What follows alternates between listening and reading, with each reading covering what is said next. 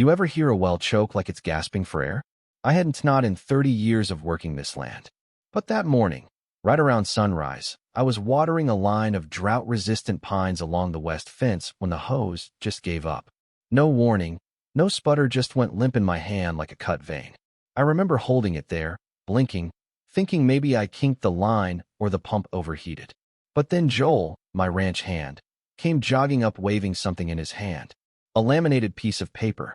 He looked like he'd just caught a prize fish, except this one had bold red ink across the top that said, "Disconnected." I snatched it from him. Read the whole thing twice. Due to non-compliance with HOA utility standards, water access has been suspended. My heart sank. Not just because my house ran off that well.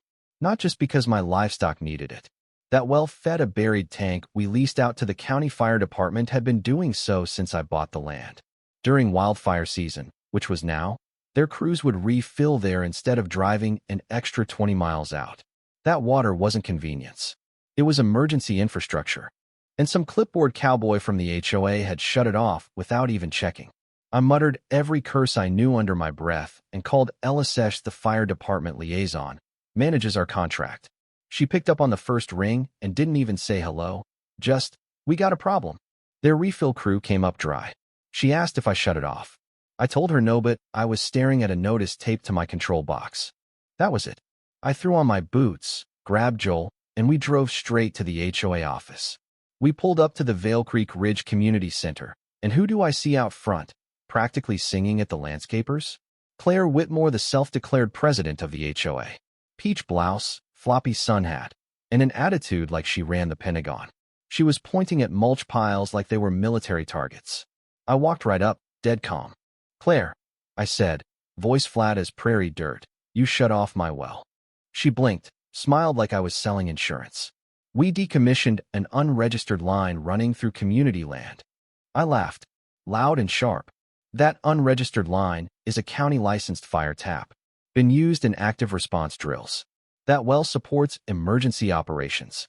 She sniffed. "We have no record. Pipe wasn't labeled. It was unsightly. Our bylaws prohibit unauthorized utilities." I stepped forward. "Lady, you just tampered with a fire department asset. That's obstruction." She rolled her eyes. "Maybe next time, fill out the proper forms." That was the last polite word I gave her. I drove home, grabbed the entire lease agreement, photos of fire trucks refilling at my tank, the signed certification from the county, and every document I had. Joel went out to the well and came back pale, holding up a photo. They'd clamped the valve with a steel lock-in industrial-grade piece that blocked the fire hose coupler completely. That night, there was an HOA meeting. Normally, it's bingo with name tags. But this time, the fire chief showed up.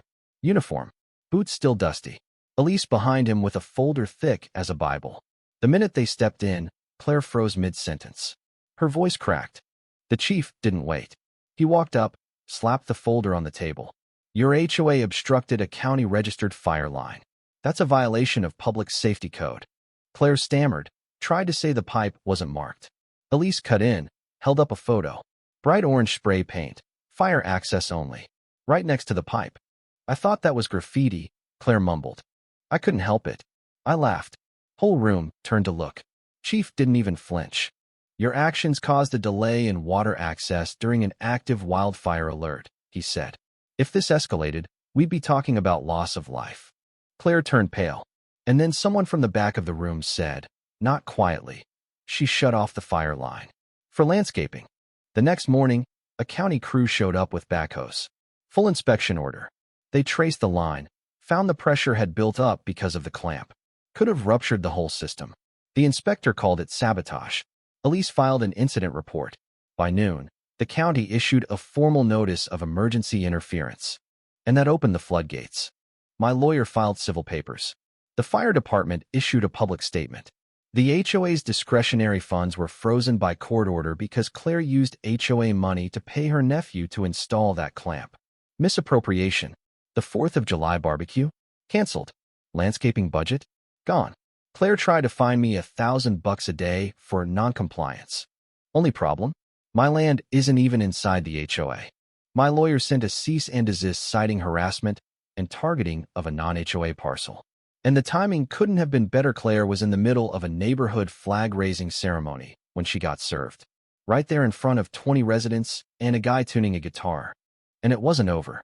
The county placed a red tag notice on the HOA clubhouse. Occupancy suspended pending fire safety review. Claire showed up with muffins and found the door locked. She tried to stop the county from digging near the pipe site. They handed her the signed inspection order. She called the sheriff. He told her, "They're following procedure, ma'am. Maybe take it up with the board." Which she tried. But the board had had enough. Ted, one of the more sensible members, called me privately. He said Claire was losing control. Later that week, he gave me a flash drive security footage. It showed Claire ordering the clamp install. Her exact words, "If they want water, they can ask me nicely." That was it. The board suspended her, then removed her. She tried to paint herself as a victim of some anti-community conspiracy, sent long-winded emails blaming everyone from landscapers to me. But no one was buying it. Her own board was auditing her spending. And then came the lawsuits. The fire department filed for obstruction. I filed for civil damages, not for money, but to make it clear. Any award, I told my lawyer, was going to fund rural fire programs. Claire disappeared after that. Stopped attending meetings. Her house went on the market. Quiet sale. No open house. No goodbye cards. Meanwhile, I set up a new emergency refill point with full signage and QR codes for GPS. County loved it. Called it the new standard. Put my photo in the municipal newsletter. The HOA, they issued a formal apology. Invited me to speak at the next safety drill. Gave me a community service certificate. I told them the truth. Water doesn't care about your bylaws. It only matters when the fire comes. That got applause. Even an amen from the back. So yeah, they shut off my well. Thought they were making a point. But all they did was show everyone what real responsibility looks like. And if Claire ever tries to come back, there's a granite marker now, sitting right where that clamp once was. It says, "Tampering with emergency water access is a crime." County badge etched in the corner. Sun hits it every morning. Funny thing, no one touches that spot anymore. Let me know in the comments, what would you have done if your HOA cut off your fire tap? Should Claire face jail time, or was this enough? Drop your thoughts below, and hey, if you know someone dealing with HOA madness, send them this video.